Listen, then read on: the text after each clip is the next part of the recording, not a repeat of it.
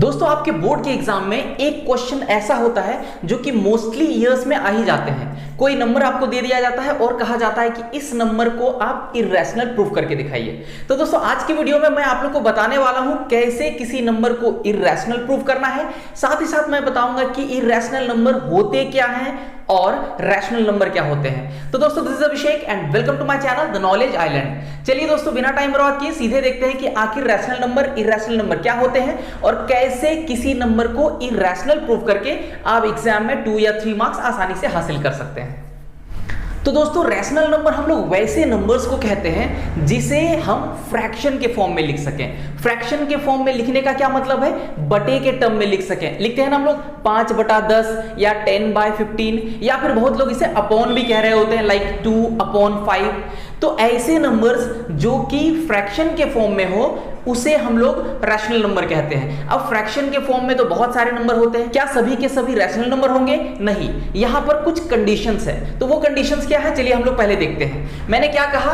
Rational number वैसे numbers को कहते हैं जो कि फ्रैक्शन के फॉर्म में हो, यानी कि p/q के फॉर्म में हो।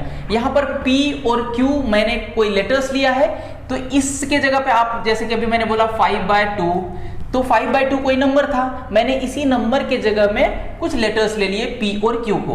तो मैंने बोला कि रैशनल नंबर वैसे नंबर्स कहलाते हैं जो कि फ्रैक्शन के फॉर्म में हो, बटे के फॉर्म में हो। तो यहां पर p/q को मैंने रैशनल नंबर दिखाया है। यहां पर एक कंडीशन है, रैशनल नंबर होने के लिए जो सबसे बड़ा कंडीशन है दोस्तों वो ये है कि p/q के फॉर्म में तो रहे लेकिन q कभी भी 0 नहीं होना चाहिए। q कभी भी 0 नहीं होना चाहिए का मतलब यह हुआ कि इसका डिनोमिनेटर जो होगा, इस फ्रैक्शन का, इस बटे का जो हर पार्ट होगा, डिनोमिनेटर पार्ट होगा, ये कभी भी 0 नहीं होना चाहिए। कहने का क्या मतलब? 2/5 रैशनल नंबर हो सकता है, 10/2 रैशनल नंबर हो सकता है, लेकिन अगर आप कहेंगे 5/0 क्या रैशनल नंबर होगा? अभी मैंने बताया कि यहां पर q कभी भी 0 नहीं होना चाहिए, यानी कि डिनोमिनेटर का जगह में कभी भी 0 नहीं आना चाहिए। तो उस हिसाब से तो ये रैशनल नंबर हुआ नहीं दोस्तों, बिल्कुल नहीं हुआ ना। एक और एग्जांपल लेते हैं, मान लेते हैं 0/5, क्या ये रैशनल नंबर होगा? हाँ बिल्कुल, ये रैशनल नंबर हो सकता है। क्यों हो सकता है? क्योंकि न्यूमरेटर में 0 चलेगा, डेनोमिनेटर में 0 नहीं होना चाहिए। तो मेरे ख्याल से आप रैशनल नंबर अच्छे से समझ पाए। रैशनल नंबर कहते हैं वैसे नंबर्स को जो कि p/q के फॉर्म में हो और q कभी भी 0 नहीं होना चाहिए, यानी कि डेनोमिनेटर में कभी भी 0 नहीं होना चाहिए। अब यदि कोई फ्रैक्शन वाला नंबर को डेसिमल में ले आया जाए तो क्या होगा दोस्तों? क्या सारे डेसिमल वाले नंबर भी रैशनल नंबर कहलाएंगे यदि p/q के फॉर्म में हो और q 0 नहीं हो? नहीं दोस्तों, ऐसा नहीं है। इसमें भी छोटे छोटे 2 कंडीशंस हैं। वो 2 कंडीशंस क्या है आइए दिखाते हैं। दोस्तों मैंने बताया कि रैशनल नंबर फ्रैक्शन के फॉर्म में होता है, बिल्कुल सही बात। लेकिन यदि इस फ्रैक्शन वाले टर्म को मैं डेसिमल में ले आऊं तो क्या होगा? मान लेते हैं कि अभी एक नंबर देता हूं 5/2, इसे मैं डेसिमल में लाता हूं। डेसिमल में लाने के लिए हम लोग क्या करते हैं? डिवाइड करते हैं। तो 2 से यदि 5 को डिवाइड करेंगे तो 2 2 4, यहां हो जाएगा 1। अब 1 डिवाइड होगा नहीं तो पॉइंट डालेंगे, यहां 0 आएगा, 2 5 10, कट गया। पॉइंट में वैल्यू क्या आया? डेसिमल में वैल्यू क्या आया? 2.5। अब देखिए जो मैं कह रहा था वो समझिए कि कोई भी फ्रैक्शन वाले टर्म को जब हम लोग डेसिमल में लाते हैं तो कुछ ऐसे नंबर्स होते हैं जो कि डेसिमल के बाद कुछ 2-3 नंबर आते आते पूरी तरह से डिवाइड हो जाते हैं, पूरी तरह से कट जाते हैं। तो दोस्तों उस तरह के डेसिमल वाले नंबर को हम लोग बोलते हैं टर्मिनेटिंग डेसिमल। टर्मिनेटिंग डेसिमल मतलब ये टर्मिनेट हो जा रहा है। देखिए अभी यहां पॉइंट के बाद 5 तक आया और ये नीचे पूरी तरह से कट के खत्म हो गया, तो ये 5 तक में ही ये रुक गया, यानी कि 2.5 तक ही गया। कुछ नंबर ऐसे होते हैं जो कि पॉइंट के बाद यहाँ 3 4 5 डिजिट तक आते जाएंगे और फिर जाके कटेंगे, फिर जाके पूरी तरह से टर्मिनेट हो जाएगा, पूरी तरह से ये खत्म हो जाएगा। अब टर्मिनेट वर्ड जो मैं यूज कर रहा हूं, टर्मिनेट का मतलब क्या होता है दोस्तों? टर्मिनेट मतलब पूरी तरह से खत्म कर देना, नष्ट कर देना। तो यहां पर भी क्या हो पाया, ये 2 से जब हम 5 को डिवाइड किए तो ये पूरी तरह से एक समय आते आते, हालांकि डेसिमल मुझे देना पड़ा, लेकिन डेसिमल के बाद क्या हो गया, ये पूरी तरह से टर्मिनेट हो गया। तो ऐसे नंबर्स को हम लोग बोलते हैं टर्मिनेटिंग डेसिमल नंबर्स। यहां पर ये टर्मिनेट हो गया था। अब एक नंबर और लेते हैं, सपोज दैट 10/3। इसे अगर आप डिवाइड कीजिएगा, 10/3 को अगर आप डिवाइड कीजिएगा तो देखिए क्या आता है, 3 3 जा 9, 1 माइनस, यहाँ माइनस होगा तो 1 आएगा, फिर पॉइंट डालिए 0 आएगा, फिर 3 3 जा 9, फिर 1 आएगा, फिर 0 डालेंगे, फिर 3 3 जा 9, फिर 1 आ जाएगा। तो इस तरह से ना ये 3 3 3 3 3 3 चलता ही चला जाएगा, यानी कि 3.333 dot dot dot dot dot dot ये आगे बढ़ता चला जाएगा। तो यहां पर हमारे पास दो तरह के नंबर आ गए। एक तो वैसा डेसिमल आया जो कि टर्मिनेट हो गया कुछ दूर जाने के बाद, तो इस तरह के नंबर को हम लोग बोल दिए टर्मिनेटिंग डेसिमल नंबर्स। और एक ऐसा भी नंबर आया जो कि टर्मिनेट नहीं हुआ, डेसिमल में तो आया लेकिन ये टर्मिनेट हुआ ही नहीं, ये कभी पूरी तरह से कटा ही नहीं है, खत्म हुआ ही नहीं। तो वैसे नंबर्स को भी हम लोग रैशनल नंबर कहते हैं, जो कि टर्मिनेटिंग हो और साथ ही साथ रिपीटिंग हो। यहां पर देखिए पॉइंट के बाद ये डिजिट्स क्या हो रहे हैं, रिपीट हो रहे हैं ना, 3 3 3 3 3 3 ये रिपीट होते जा रहे हैं। कभी कभी ऐसे भी नंबर मिल जाएंगे आपको, सपोज दैट 5.202020, या फिर आपको ऐसे मिलेगा 3.110 110 110। तो इस तरह के सारे नंबर में आप एक चीज नोटिस कीजिएगा कि ये रिपीट हो रहे हैं। यहां पर देखिए इसमें 3 3 3 का रिपीटेशन हो रहा था, यहां पर 20 20 20 का रिपीटेशन हो रहा है, यहां पर 110 110 110 का रिपीटेशन हो रहा है। तो दोस्तों वैसे नंबर्स जो कि टर्मिनेटिंग फॉर्म में हो, यानी कि डिवाइड करने से कट जाए, और वैसे भी नंबर्स जो कि डिवाइड करने से नहीं कटे लेकिन रिपीट होता चला जाए, तो वैसे नंबर्स को भी हम लोग रैशनल नंबर कहते हैं। मेरे ख्याल से रैशनल नंबर अब समझे होंगे जाके। रैशनल नंबर जो कि p/q के फॉर्म में हो लेकिन q 0 नहीं हो। दूसरा चीज जो कि टर्मिनेटिंग डेसिमल के फॉर्म में हो, या फिर कोई नंबर को हम लोग रैशनल बोलेंगे जब वो रिपीटिंग डेसिमल के फॉर्म में हो। तो मेरे ख्याल से अब जाके रैशनल नंबर क्लियर हो गया होगा। अब आते हैं हम लोग इररेशनल नंबर में। तो दोस्तों इररेशनल नंबर हम लोग वैसे नंबर्स को कहेंगे जो कि रैशनल है ही नहीं। रैशनल नहीं होगा तो डेफिनेटली इररेशनल होगा। तो आखिर कैसे ये नहीं है, चलिए हम लोग देख लेते हैं। तो इसमें जो जरूरी बातें थी मैंने वो लिखा नहीं, मैं लिख देता हूं। जो सबसे जरूरी बात, एक बात जो मैंने अभी बोला p/q के फॉर्म में रहेगा। दूसरा बात जो है वो ये है कि ये टर्मिनेटिंग डेसिमल होगा। क्या होगा ये? टर्मिनेटिंग होगा, टर्मिनेटिंग होगा। और तीसरी जो जरूरी बात थी वो क्या थी कि ये रिपीटिंग भी होगा, रिपीटिंग भी होगा। तो एक ये बात, एक ये बात और एक ये बात, अगर ये तीनों को अच्छे से समझ जाएंगे तो आपको पता चल जाएगा कि रैशनल नंबर क्या होता है। और होप अभी आप ये तीनों को समझ गए। ठीक है दोस्तों, अब आते हैं इररेशनल में। तो इररेशनल नंबर में अगर आप ऐसा समझ रहे हैं कि ये भी p/q के फॉर्म में होगा और q अगर नॉट इक्वल टू इसमें भी 0 होगा, तो आप कंप्लीटली रॉन्ग हैं, आप पूरी तरह से गलत हैं। ये कभी भी p/q के फॉर्म में हो ही नहीं सकता है। सिर्फ और सिर्फ रैशनल नंबर ही p/q के फॉर्म में होते हैं, इररेशनल नंबर कभी भी p/q के फॉर्म में नहीं होता है। तो क्या होता है दोस्तों, ये सिर्फ डेसिमल के फॉर्म में होता है। और डेसिमल के फॉर्म में कैसे होता है? जस्ट इसका रिवर्स। ये क्या है? टर्मिनेटिंग, ये हो जाएगा नॉन टर्मिनेटिंग। नॉन टर्मिनेटिंग मतलब किसको कहेंगे? नॉन टर्मिनेटिंग, जो कि कभी भी कटेगा ही नहीं। नॉन टर्मिनेटिंग, ये अगर आप डिवाइड करने शुरू करोगे तो ये कभी नहीं कटने वाला है, यानी कि बढ़ता ही चला जाएगा। हो सकता है ऐसे कुछ नंबर आए 54.3492056, इस तरह से ये बढ़ता ही चला जाएगा नॉन स्टॉप, कहीं ये नहीं कटने वाला, कभी भी ये टर्मिनेट नहीं होगा। तो वैसे नंबर्स जो कि नॉन टर्मिनेटिंग हो डेसिमल के फॉर्म में, वो कहलाएंगे आपके इररेशनल नंबर। दूसरा एक और कंडीशन यहां पे था, ये रिपीटिंग, ये हो जाएगा नॉन रिपीटिंग। नॉन रिपीटिंग कहने का मतलब क्या हो जाएगा दोस्तों? सेम टू सेम कहानी कि ये नंबर में यहाँ पर रिपीट हो रहा था ना, अभी मैंने बताया था कि जैसे कि 3.3333 इस तरह से ये कंटिन्यूअसली रिपीट होते चले जा रहे थे। यहाँ पर ये कभी भी रिपीट नहीं होंगे। रिपीट नहीं होने का मतलब ऐसे ही आप एग्जांपल समझ लीजिए कि 4.10923850 और इस तरह से आगे बढ़ते चले जा रहे हैं। यानी कि ये कोई भी नंबर का आप रिपीटेशन देख पा रहे हैं क्या? एक भी नंबर के रिपीटेशन नहीं देख पा रहे होंगे। तो वैसे नंबर्स जो कि नॉन टर्मिनेटिंग डेसिमल के फॉर्म में हो और साथ ही साथ नॉन रिपीटिंग हो, तो वो नंबर्स कहलाते हैं इर्रेशनल नंबर। क्लियर हो दोस्तों?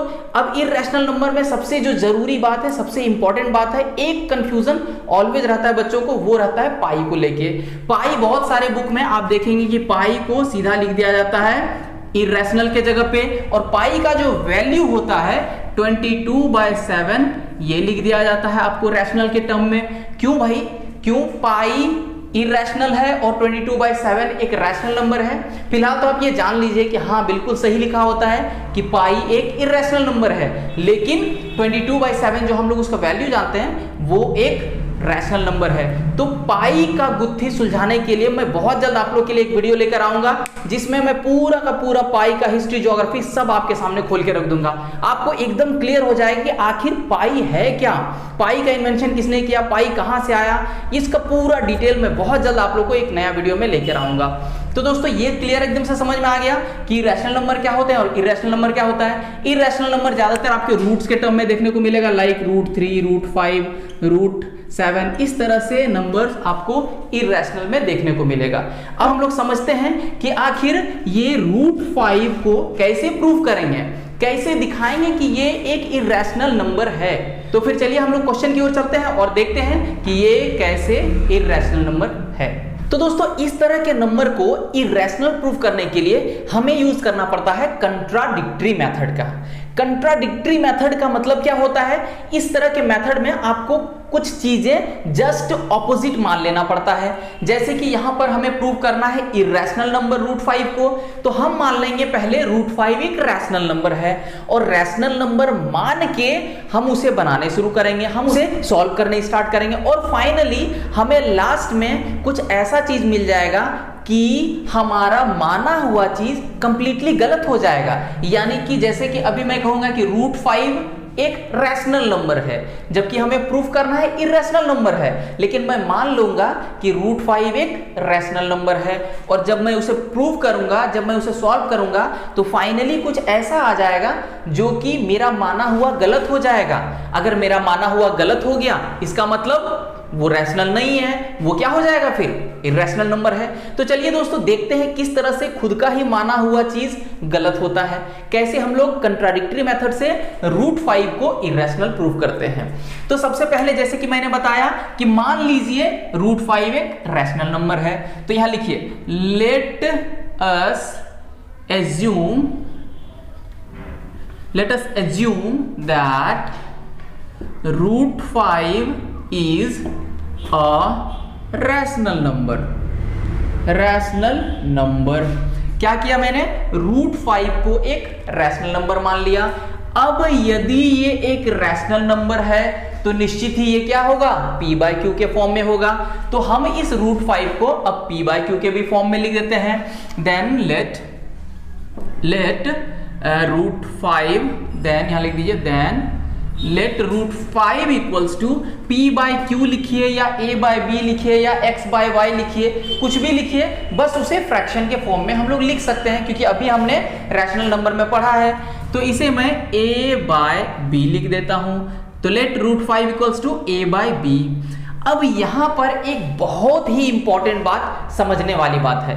वो क्या है कि जो मैंने a और b को लिया है, ये देखिए दोस्तों, A अलग लेटर है और B अलग लेटर है।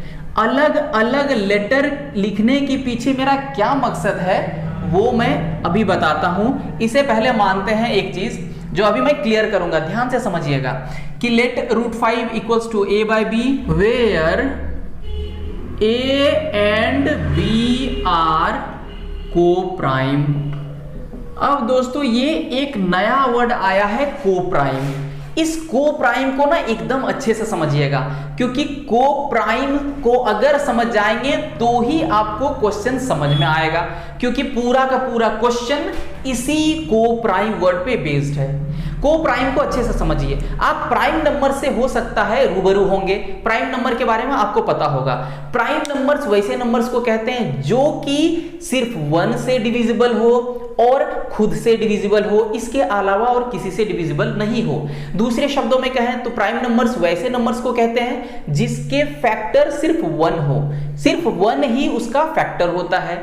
लेकिन यहां पर उस तरह का कॉन्सेप्ट का कोई मतलब नहीं है।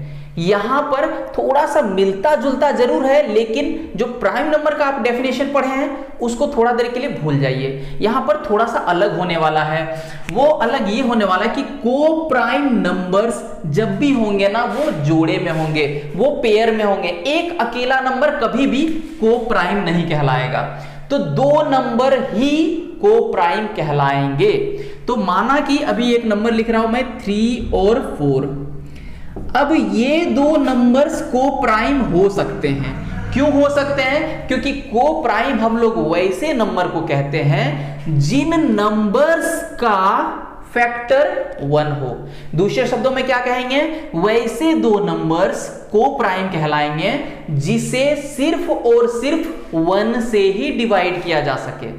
ध्यान रहे, दोनों नंबर को डिवाइड करना है। कोई ऐसा नंबर बताइए जिससे ये दोनों ही नंबर डिवाइड हो जाए। ऐसा नंबर आपको ढूंढने से कहीं नहीं मिलेगा। इकलौता नंबर आपको दिखाई पड़ेगा, वो है 1 से ही ये दोनों डिवाइड होगा। अब एक दूसरा कंफ्यूज होने वाला मैं नंबर दे देता हूं, 4 और 9। अब ये 4 और 9 देख के तो आपको लगेगा सर ये तो मुझे लग रहा है को प्राइम नहीं होगा, लेकिन ये भी को प्राइम होगा। क्यों होगा? मैंने क्या बताया कि वो दोनों नंबर को काटने वाला अगर कोई नंबर 1 के अलावा होता है तो वो दोनों नंबर को प्राइम नहीं होंगे। इसे देखिए, ये दोनों नंबर किससे किससे कटेंगे? आप अगर ढूंढने जाएंगे तो आपको फिर से सिर्फ और सिर्फ 1 ही मिलेगा, इसके अलावा आपको कोई नंबर्स नहीं दिखाई पड़ेगा। आप बोलोगे सर 2 से तो कटता हुआ दिख रहा है, तो 2 से क्या दोनों नंबर कटेंगे? कतई नहीं। 2 से सिर्फ 4 कटेगा, 9 तो कटेगा ही नहीं। आप बोलोगे सर 3 से ट्राई करके देखें, तो 3 से फिर 9 कटेगा, 4 नहीं कटेगा। तो सीधी शब्दों में कहें कि वैसे नंबर्स का पेयर जो कि सिर्फ और सिर्फ 1 से ही डिविजिबल हो, वैसे पेयर को हम लोग को प्राइम नंबर्स कहते हैं। इसको हिंदी में हम लोग कहते हैं सह अभाज्य संख्याएं। सह अभाज्य संख्याएं इसीलिए कहते हैं क्योंकि दोनों नंबर साथ में है ना, और साथ में रहने के बाद वो अभाज्य बना है। दोनों साथ में है, उसके बाद वो प्राइम बना है। अलग अलग अगर बोलेंगे तो ये दोनों अलग अलग प्राइम नंबर्स तो नहीं है। अलग अलग है क्या? 4 प्राइम नंबर होता है? नहीं होता है। 9 प्राइम नंबर होता है? नहीं होता है। ये दोनों नंबर कंपोजिट नंबर्स होते हैं। लेकिन यदि दोनों साथ में है तो ये को प्राइम हुआ, दोनों मिलके को प्राइम हुआ। ठीक है दोस्तों, अब क्लियर हो गया होगा कि को प्राइम नंबर्स क्या होता है। जैसे कि मैंने बताया, को प्राइम अगर आप अच्छे से समझ गए हैं तो ही आपको ये पूरा कॉन्सेप्ट, तो ही आप √5 को इरेशनल प्रूफ अच्छे से कर पाएंगे। ठीक है दोस्तों, अब क्वेश्चन में आगे बढ़ते हैं। अब देखते हैं कि आखिर हमारा एजम्पशन किस तरह से आगे चल के गलत होने वाला है। जो कि हमने एज्यूम किया है ना, let us assume that √5 is a rational number, लेकिन हमें प्रूफ क्या करना है? √5 को एक इरेशनल नंबर। तो हमारा एजम्पशन किस तरह से आगे चल के गलत होगा वो देखिए। अभी जो हमारे पास ये है √5 इक्वल्स टू a/b, इसके साथ हम लोग काम करेंगे। कर दीजिए squaring both side. Squaring both side, जब आप दोनों साइड स्क्वायर करेंगे तो क्या मिलेगा आपको? √5 का स्क्वायर और इधर a/b का स्क्वायर। √5 का स्क्वायर करने से क्या होता है दोस्तों? यदि कोई नंबर रूट में होता है और उसे 2 बार अगर मल्टीप्लाई करना होता है तो हमें वो नंबर ही मिल जाता है। यानी कि √5 का वैल्यू, यानी कि √5 को अगर स्क्वायर करेंगे तो हमें 5 मिलता है। कैसे मिलता है? देखिए, √5 है, इसको स्क्वायर कर देंगे तो √5 इंटू √5 आ जाएगा, दोनों मल्टीप्लाई हो जाएगा तो √25 हो जाएगा, और √25 को जब बाहर निकालते हैं तो ये 5 हो जाता है। क्लियर है दोस्तों, इसीलिए मैंने डायरेक्ट √5 का स्क्वायर इक्वल्स टू 5 लिख दिया। अब इधर स्क्वायर कर दीजिए तो हो जाएगा a²/b²। अब इस b² को इधर ले आइए, ये b² इस a² के साथ क्या है, डिवाइड में है ना, और यदि इस b² को इधर ले आएंगे इक्वल टू के इधर करते हैं तो जस्ट साइन रिवर्स हो जाता है, साइन उल्टा हो जाता है, तो b² यहां पर क्या हो जाएगा दोस्तों, मल्टीप्लाई में आ जाएगा। अब क्या करते हैं हम लोग, इस 5 को इधर ले जाते हैं, तो b² इक्वल्स टू क्या हो गया, a²/5। सेम टू सेम यहाँ पर 5 इसके साथ मल्टीप्लाई में था, इधर जाएगा तो क्या हो जाएगा, डिवाइड में। अब यहाँ पर एक और बात समझने वाली आ गई। समझने वाली बात ये है कि यदि ये a² 5 से डिवाइड हो रहा है, निश्चित है ना, ये फ्रैक्शन में है, ये देखिए बाय में है, बटे में है, a²/5 या a²/5 इसे कहते हैं। तो यदि ये फ्रैक्शन में है और इस पूरे का वैल्यू क्या आ रहा है मेरा, b², तो निश्चित ही हम कह सकते हैं कि a² इस 5 से डिवाइड हो रहा है, और वो डिवाइड होने के बाद क्या वैल्यू दे रहा है, b² दे रहा है। तो दोस्तों अगर a² 5 से डिवाइड हो सकता है तो मैं निश्चित ही कह सकता हूं a भी 5 से डिवाइड हो सकता है कि नहीं। अगर कोई भी नंबर का स्क्वायर एक दूसरे नंबर से पूरी तरह से डिवाइड हो रहा है, यदि वो उससे डिविजिबल है, तो उस नंबर का जो ओरिजिनल नंबर होगा वो भी उस दूसरे नंबर से डिविजिबल होगा।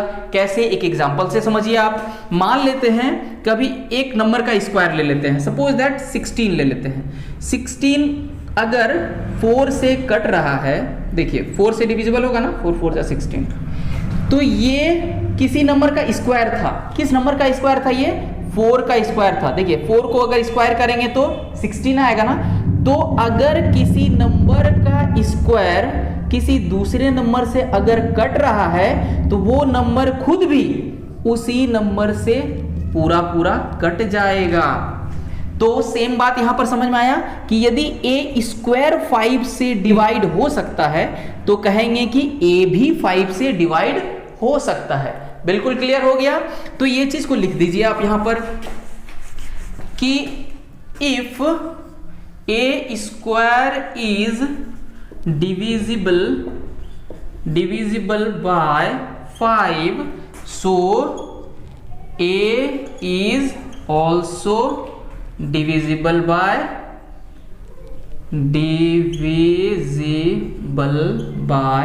5। क्लियर है दोस्तों, ये समझ में आ गया ना। अब यहां से थोड़ा सा यहां पर अब छोटा सा कैलकुलेशन और बच गया है, फिर हमारा एजम्पशन गलत होने वाला है। अब वो कैसे, देखिए यहां पर तो ये समझ में आ गया कि किस तरह से हमने ये दिखाया कि a 5 से डिवाइड हो सकता है। अब हम लोग का यहां अगला टारगेट क्या होने वाला है कि b भी 5 से डिवाइड होगा। कैसे होगा वो देखिए यहां पर।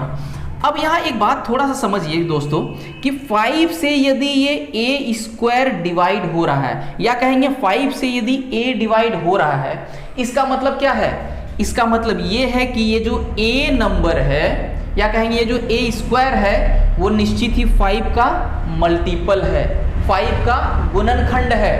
5 का गुणनखंड होने का मतलब 5 का गुणनखंड क्या क्या होगा, 10 होगा, 15 होगा, 20 होगा, 25 होगा, यानी वैसे सारे नंबर जो कि 5 से कट जाए उनको हम लोग क्या बोलते हैं, मल्टीपल्स। तो निश्चित ही कहेंगे कि ये जो a² वाला टर्म है वो 5 का क्या है दोस्तों, मल्टीपल है कि नहीं है, बिल्कुल मल्टीपल है। तो कुछ ऐसे ही नंबर होंगे ना। तो मान लेते हैं कि अगर ये 10 है तो 10 को क्या लिखेंगे हम लोग, 2 × 5। 15 को क्या लिखेंगे हम लोग, 3 × 5। 20 को क्या लिखेंगे हम लोग, 4 × 5। तो देखिए ये सब में ये 5 कॉमन है ना, और 5 के साथ ये अलग अलग नंबर से मल्टीप्लाई हो रहे हैं। तो वैसे नंबर्स जो कि 5 से अगर डिविजिबल है तो सब के सब 5 के मल्टीपल होंगे। तो 5 से वो डिफरेंट नंबर्स के साथ मल्टीप्लाई हो रहे होंगे। अब देखिए यहां पर क्या हम लोग लिख सकते हैं कि a = 5m। अब यहां पर m क्या है, m ये है, ये सारे नंबर्स 2 हो सकता है, 3 हो सकता है, 4 हो सकता है, 5 6 7 8 कुछ भी नंबर हो सकता है f के जगह में, सब के सब क्या है 5 से मल्टीप्लाइड है, और ये नंबर a के जगह पे हो सकता है क्योंकि a क्या है दोस्तों 5 का मल्टीपल है, 5 से वो डिवाइड हो रहा है, इसीलिए हम लोग मान लेते हैं कि a इक्वल्स टू 5m। ठीक है, यहां पर एक बार फिर से हमने ये मान लिया। तो यहां पर आप चाहें तो लिख सकते हैं late a equals to 5m। तो अब इस a इक्वल्स टू 5m का वैल्यू को हम पुट कर देते हैं यहां पर, जो हमारे पास है ना √5 equals to a by b, इस जगह पे हम लोग पुट कर देते हैं a का वैल्यू, यानी इस a की जगह पे लिख देंगे हम 5m। तो यहां लिखिए कि वी हैव क्या है दोस्तों हमारे पास √5 equals to a by b, यानी कि putting the value of a क्या हो जाएगा √5 इक्वल्स टू a के जगह पे 5m डिवाइडेड बाय b हो गया ना। अब सेम काम कीजिए जो आपने यहां किया है, स्क्वायरिंग बोथ साइड। तो यहां लिखिए स्क्वायरिंग बोथ साइड, जब दोनों साइड स्क्वायर करेंगे तो क्या आएगा दोस्तों हमारे पास, इस √5 का स्क्वायर करने से तो 5 ही आएगा, और इसका स्क्वायर करेंगे तो 25m स्क्वायर आना है, और इसमें b स्क्वायर आना है। अब इस b स्क्वायर को ना इस साइड ले आते हैं, डिवाइड इस इक्वल टू साइन के इधर ले आते हैं, यानी कि लेफ्ट साइड ले आते हैं, और तो हमें क्या मिलेगा 5b square equals to 25m square. ये b स्क्वायर डिवाइड में था, इधर आ जाएगा तो मल्टीप्लाई में हो जाएगा। अब इस 25 को भी इधर ले आइए तो क्या आ जाएगा, यहां लिख देता हूं मैं, 25 को भी इधर लाएंगे तो 5b square divided by 25 equals to m square. ये 25 कट जाएगा 5 से, यानी b square divided by 5 equals to m square. अब यहाँ पर फिर से सेम कहानी जो अभी अभी हमने यहाँ पर कहा था कि दोस्तों यदि b स्क्वायर 5 से डिविजिबल है तो हम लोग कह सकते हैं कि b भी 5 से डिविजिबल होगा। जैसे कि अभी यहाँ हमने प्रूव करके दिखाया कि यदि a स्क्वायर 5 से डिविजिबल था तो a भी डिविजिबल हुआ। अभी मैंने बताया था ना करके सेम टू सेम, यदि b स्क्वायर डिविजिबल है 5 से तो b भी 5 से क्या होगा दोस्तों, डिवाइड हो जाएगा। तो अब यहाँ पे एक बार फिर से सेम लाइन लिख दीजिए कि if b square is divisible by 5 so b is also divisible by 5। अब यहां पे समझिए बात को कि a और b दोनों ही किससे डिवाइड हो गया, 5 से डिवाइड हो गया। और हम लोग माने क्या है a और b को, हम लोगों ने माना है को प्राइम, और वो को प्राइम से ही पूरी तरह से रिलेटेड क्या था, √5 को हमने रैशनल नंबर भी माना था, और रैशनल नंबर को ही मैंने a बाय b के फॉर्म में लिखा था। और अगर a बाय b को प्राइम नहीं हुआ यानी कि हमारा एजम्पशन क्या हो गया, गलत हो गया। हमने जो माना था वो क्या हो गया, सरासर गलत हो गया। और ये गलती किसकी वजह से हुई है, क्योंकि हमने इसे रैशनल नंबर मान लिया था। रैशनल नंबर अगर नहीं माना होता तो शायद जो भी वैल्यू आता वो सही मिल जाता, लेकिन पहले हमने इसे रैशनल माना, फिर को प्राइम इसे दिखाया तो को प्राइम ये हुआ नहीं, इसीलिए हम लोग कहेंगे कि हमने जो माना था वही गलत माना था। तो हमने क्या माना था, √5 इज अ रैशनल नंबर, तो हमारा माना हुआ क्या हो गया, सरासर गलत हो गया। तो हम लोग कह सकते हैं कि √5 इस तरह से √5 क्या है, एक इर्रेशनल नंबर है। तो लास्ट में हम लोग 2 लाइन ऐड कर सकते हैं, जो लास्ट में हम लोग कंक्लूड करेंगे तो उस कंक्लूजन में क्या लिखेंगे कि hence our assumption is completely wrong. क्यों रॉन्ग हो गया, क्योंकि हमारे माने हुए के अनुसार जो √5 को हमें रैशनल नंबर माना है वो गलत है। तो √5 क्या होगा, फाइनली एक इर्रेशनल नंबर। ठीक है दोस्तों, तो इस तरह से आप इस क्वेश्चन को सॉल्व कर सकते हैं। इस तरह से आप आसानी से किसी भी नंबर को जो कि रूट में दिया रहेगा उसे आप इर्रेशनल प्रूव कर सकते हैं। क्लियर है दोस्तों, होप आप इसको एकदम अच्छे से समझ गए होंगे। अब इसी से रिलेटेड एक और छोटा सा क्वेश्चन आता है, इसमें लिख दिया रहता है कि √5 + 2 या √5 - 3 को कैसे आप इरेशनल प्रूफ करेंगे। तो चलिए फटाफट हम लोग ये भी देख लेते हैं कि कैसे हम लोग 3 माइनस रूट 5 को भी इरेशनल प्रूफ करेंगे। ये बड़ा है तो बिल्कुल बड़ा देख के डरिए मत, ये 2 मिनट का भी खेल नहीं होगा। कैसे दोस्तों, सेम टू सेम काम करेंगे जैसे कि उसमें किए थे। क्या किए थे, let 3 minus root 5 is a rational number, इसे हमने फिर से रैशनल नंबर मान लिया है, and 3 minus root 5 equals to a by b, इसे भी मैंने a बाय b के फॉर्म में मान लिया, क्योंकि अगर ये रैशनल नंबर है तो निश्चित ही हम लोग कह सकते हैं p बाय q के टर्म में लिख सकते हैं। और साथ ही साथ क्या हो जाएगा, where b not equal to 0, कभी भी b 0 नहीं होना चाहिए। और जो सबसे इंपॉर्टेंट चीज, हमें a और b को क्या लिखना है, a और b क्या है मेरा, ये को प्राइम नंबर्स है, जो कि अभी अभी आपने सीखा है। तो यहां लिख दीजिए where a and b are coprime, a and b are coprime. Clear है दोस्तों। इतना लिखने के बाद अब आप सोच रहे होंगे कि सर आपने तो कहा ये छोटा सा बनेगा, ये तो आसानी से सॉल्व हो जाएगा, लेकिन ये तो फिर उसी रास्ते पे चल रहा है। बिल्कुल दोस्तों नहीं, अब आपको उतना ज्यादा लंबा जाने की जरूरत नहीं है। अब आपको यहाँ मैं स्क्वायर वगैरह नहीं करवाऊंगा, उतना लंबा नहीं खींचूंगा, सिंपल तरीके से बना के दिखाऊंगा। कैसे होगा ये, अब यहां से ना बस 2-3 लाइन होगा और ये क्वेश्चन सॉल्व हो जाएगा। तो इसे लिखिए 3 minus root 5 equals to a by b। अब क्या करते हैं हम लोग, इस रूट 5 को इधर रहने देते हैं और इस 3 को इस साइड ले जाते हैं। तो रूट 5 अगर सिर्फ इधर रह गया तो क्या बचेगा दोस्तों, रूट 5 माइनस में रहेगा, इधर a बाय b माइनस 3 हो जाएगा। अब इस माइनस को भी ना आप हटाइए। कैसे माइनस को हटाया जाता है दोस्तों, इस साइड आप माइनस कॉमन ले लीजिए। जब इस साइड माइनस कॉमन लेंगे तो a बाय b में माइनस आ जाएगा और ये 3 हो जाएगा प्लस में। अब ये माइनस माइनस कट गया तो इधर क्या बच गया, root 5 equals to minus a by b plus 3। अब यहाँ पे जो मैं बताने जा रहा हूँ इसे आप ध्यान से समझिएगा दोस्तों।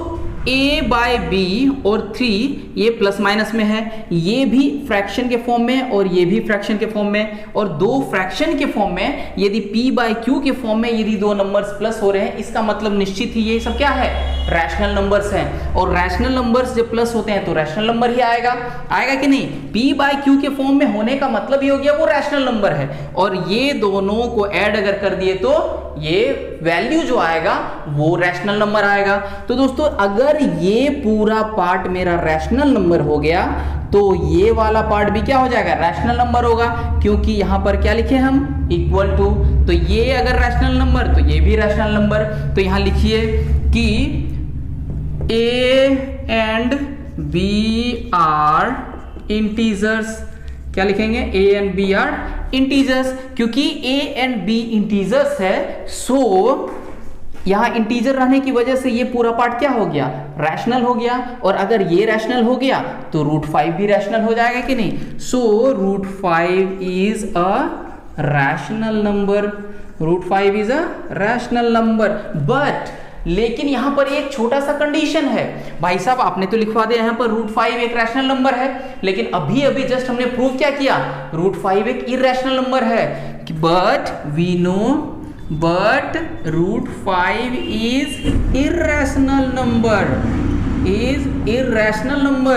कि रूट 5 तो हम इरैशनल नंबर जान रहे हैं ना। तो अगर हम लोग इरैशनल जान रहे हैं रूट 5 को, तो इसका मतलब कि ये जो हमने माना था वो सरासर क्या हो गया, गलत हो गया, हमारा एजम्पशन कंप्लीटली रॉन्ग हो गया। तो हम लोग लिखेंगे अब लास्ट में, hence our assumption was wrong, हमने जो कुछ भी माना था वो कंप्लीटली रॉन्ग है। इसीलिए हम लोग फाइनली क्या लिखेंगे, the number 3 minus root 5 is irrational number. हमने इसे रैशनल मान के प्रूव करने की कोशिश किया, लेकिन फाइनली हमें मिल गया कि हमने जो माना है वो सरासर गलत है। इसीलिए रूट 3 माइनस रूट 5 एक इरैशनल नंबर ही होगा। तो दोस्तों अब आप अच्छे से समझ गए होंगे कि कैसे हम लोग इस तरह के क्वेश्चंस को सॉल्व कर सकते हैं और कैसे हम लोग बोर्ड के एग्जाम में आराम से 3 मार्क्स गेन कर सकते हैं। तो दोस्तों अब आप हमें बताइए कि आप लोग कितना समझ पा रहे हैं, जो भी चीजें मैं आप लोगों को समझा रहा हूं, जो भी मैं आप लोगों को बता रहा हूं, वो आप लोगों को कितना पसंद आ रहा है, कितना अच्छा लग रहा है। साथ ही साथ यदि आपकी तरफ से कोई सुझाव है, कोई और टॉपिक आपको समझना है, तो वो भी आप हमें कॉमेंट पे लिख के जरूर बताएं। यदि वीडियोस अच्छे लग रहे हैं तो आप इन वीडियोस को लाइक कीजिए, चैनल को सब्सक्राइब कीजिए और ज्यादा से ज्यादा इन्हें दोस्तों के साथ शेयर भी कीजिए। मैं बहुत जल्द मिलूंगा आप लोग से एक नए वीडियो में ऐसे ही मजेदार और मार्क्स गेनिंग टॉपिक्स लेकर। आज के वीडियो में हमारे साथ बने रहने के लिए बहुत बहुत धन्यवाद।